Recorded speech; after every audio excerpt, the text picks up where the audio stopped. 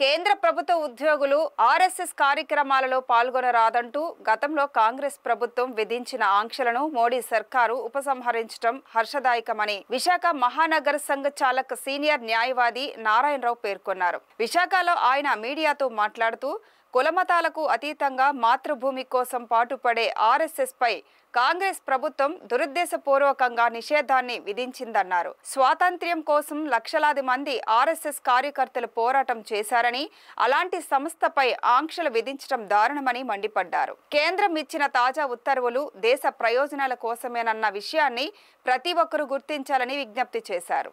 ఇన్నాళ్ళు జరిగింది చెప్పే ముందు అసలు ఆర్ఎస్ఎస్ ఎవరు స్థాపించారు, ఎందుకు స్థాపించారని క్లుప్తంగా చెప్తాను. నేను 1925 నాటికి ఇంకా స్వాతంత్ర పోరాటం జరుగుతోంది. దేశంలో రాజకీయాలు రకరకాలుగా జరిగినాయి. కాంగ్రెస్ పార్టీ నేతృత్వంలో మన స్వాతంత్ర పోరాటం జరిగింది. కానీ ముస్లింలు మాకు వేరే రాజ్యం కావాలి అనేటటువంటి నినాదాన్ని చాలా బలంగా వినిపించారు. స్వాతంత్రం రాకపోవడమే లక్షలాది మారణకాండలు జరిగి ఒకళ్ళు నరుక్కోవడం, చంపుకోవడం జరిగింది. 1947 సంగతి నేను ఎవరికి చెప్పక్కర్లేదు. 1947లో స్వాతంత్రం వచ్చిన తర్వాత భారత భూభాగం కొంత పాకిస్తాన్కి వెళ్ళిపోయింది. వెళ్ళిపోవడానికి కారణం మతం. ఈ మతం అనేటటువంటిది ఈ భారతదేశంలో హిందూ ధర్మాన్ని పాటించేవాళ్ళది. హిందూ మతం కాదు, హిందూ ధర్మాన్ని పాటిస్తాం మనం. ఈ హిందూ ధర్మాన్ని పాటించే వాళ్ళ తాలూకు పరిస్థితి ఏమిటి, ఒకవేళ ఇటువంటి జరిగితే ఏం జరగాలి, ఏం చేయాలి అనేటటువంటి దాని గురించి నాగ్పూర్ కేంద్రంగా ఆర్ఎస్ఎస్ స్థాపించబడ్డది. 1925లో డాక్టర్ జీ అని అందరూ పిలుచుకునేటటువంటి డాక్టర్ హెడ్డేవార్ గారు ఒక ఆలోచన చేశారు.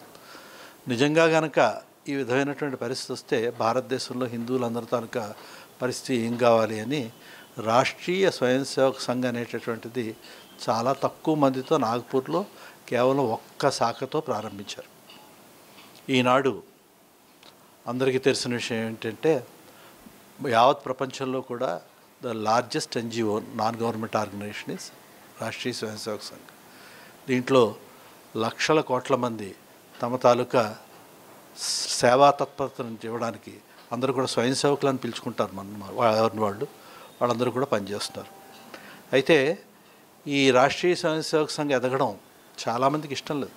కారణం ఏంటంటే సెక్యులర్ అనేటటువంటి ఒక పదాన్ని ఉపయోగించి ఎలాగైనా సరే ఓట్లు వేయించుకుని సీటు తీసుకొచ్చుకోవాలి, రాజ్యాన్ని ఏలాలి అనేటటువంటి కుతంత్రాలు చేసేటటువంటి పార్టీలు ఈ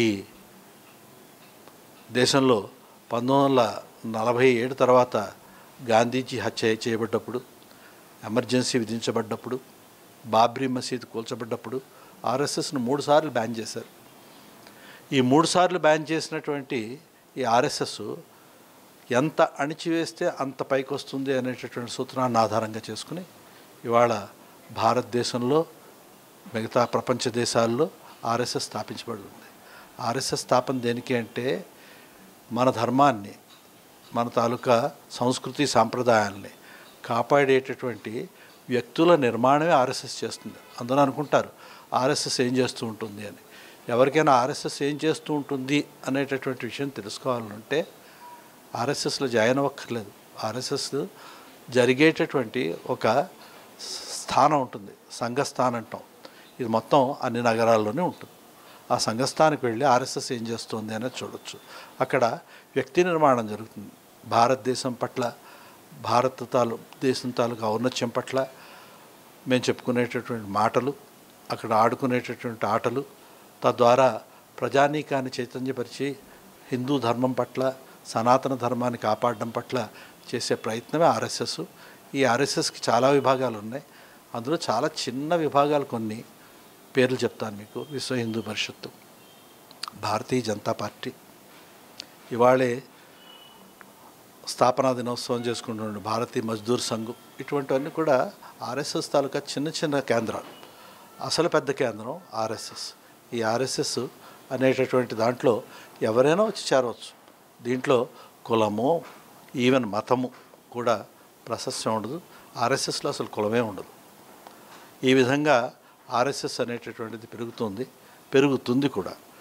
అయితే ఈ నేపథ్యం ఎందుకు వచ్చింది అంటే ఎప్పుడో జీవోలు కొన్ని ఉండిపోయాయి.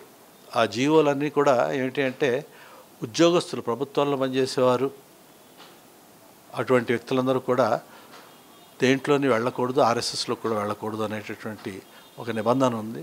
ఆ నిబంధనని కేంద్ర ప్రభుత్వం తొలగించింది.